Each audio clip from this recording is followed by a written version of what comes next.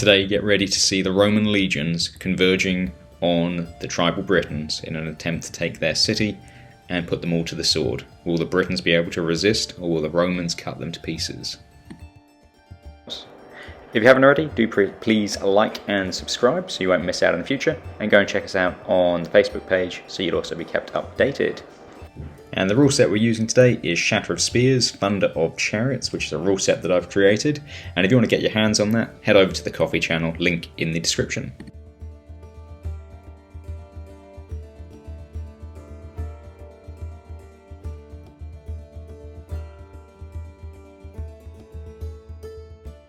So we have our Archabates forces taking a strong position on the hill.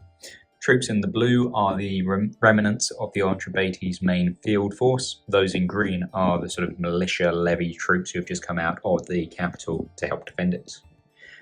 First troops to come against them, we have on the left-hand side the Durotriges, first of their warbands, and then on the flank there we have the first of the Silures. So, turn one, similar numbers, but the numbers may change.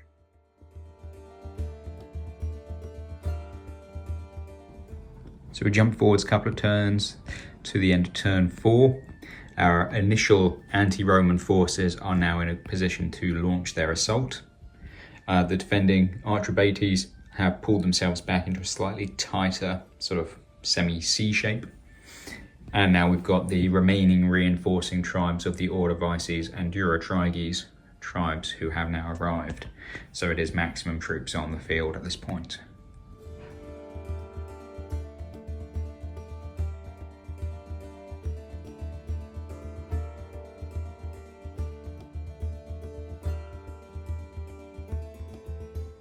So at the end of turn 5, we see the attackers have pushed back the defenders on the right hand side.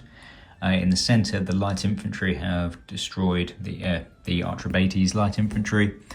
They've pushed back the sort of the field army infantry, whilst the levy troops who were in the village have repulsed the chariots. Very heavy casualties on the side of the Archabates this turn, but they're still hanging in there. They are hoping that possibly Rome will be coming to their aid at some point, but will they come in time? That's the question.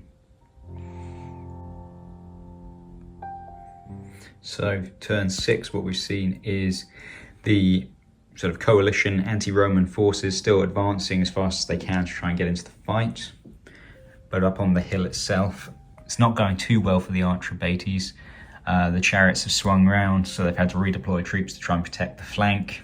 And in the centre, they're being pressed at all levels. So yeah, not going good. They've started to suffer pretty heavy casualties. We're about to go into combat.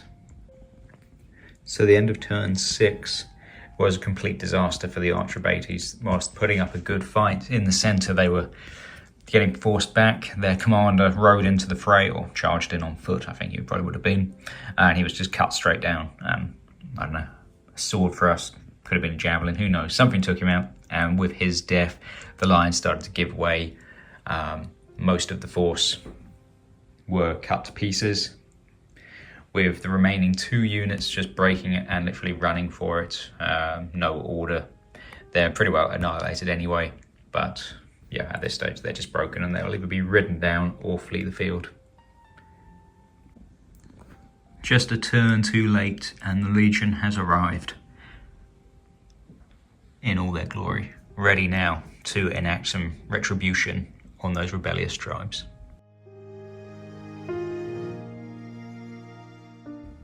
So for the Romans, limited action this turn. They've arrived, they've moved up, but they don't want to overextend considering the sheer numbers against them. For the Britons, the 2 late arrivals, who were the Durotriges and I think the Silures or the Ordovices, I can't remember, they've swung round ready to confront the foe. And then the forces up on the hills, they have managed to regain control of most of them and they are coming straight down the hill. However, one unit has decided to go looting, hence the commander is there to try and regain order, whilst the chariots are just going to finish off those routed troops for now. But yeah, this turn, no one's in melee range apart from those two units. So it's just going to be some small arms fire from the javelins and the bolt throwers.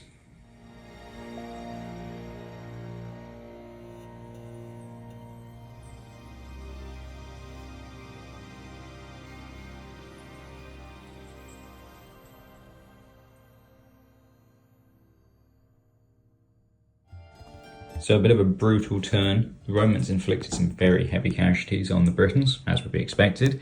However, unfortunately, their light infantry was, as you would imagine, pushed back onto the river and pretty well annihilated. On this side, you had the Roman detachment versus Briton cavalry detachment. That basically ended in both units being destroyed, especially with the help from that warband. However, the Roman heavy infantry had come across and they were able to then sort of avenge their brothers and force back the British warband, or the Briton warband. These two still pretty well equal. This time the Britons got the upper hand and pushed back the Roman cavalry. So yeah, a lot of casualties on both sides.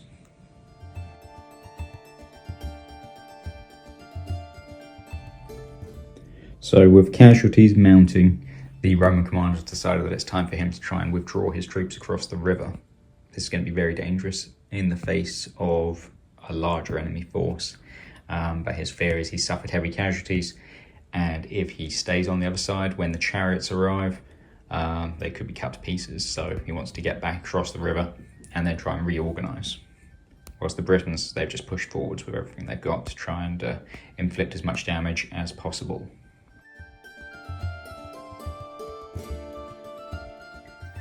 So bloody turn once again of combat. So on this side, the Britons were repulsed. They haven't broken, they just withdrew slightly due to failing. In the centre, a Briton unit was ridden down by the cavalry, but the cav themselves, being hit in the flank, were all but annihilated. So the cavalry is out. And then we had this Roman unit holding the flank who fought very valiantly and were able to break the Briton warband. So they have routed. So that might give the Romans the breathing room they need to get across the river next turn. Will the dice gods be with them to be able to get the initiative to get over? Luckily for the Romans, the dice went in their favour and they got the initiative, so they have managed to get their troops back across the river.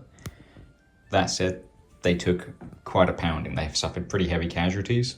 They've inflicted quite considerably more, which is why the Briton player decided not to pursue and has left his troops as far out of range as possible from any pilums. But I hope that you enjoyed the battle reports and being able to see the rules in play. Turned out pretty interesting. I thought when those Romans arrived at the end that they were going to be able to break through, but it was a bit too little, too late to really be able to carry the day. But a good fight, a good game, and lots of fun had by both sides.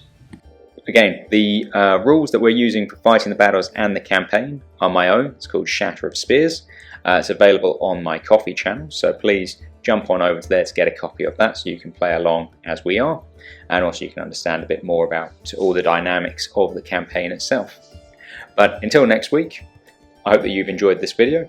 Go and vote so that we know what we're doing, and I hope that you enjoy the rest of your week. Thanks guys.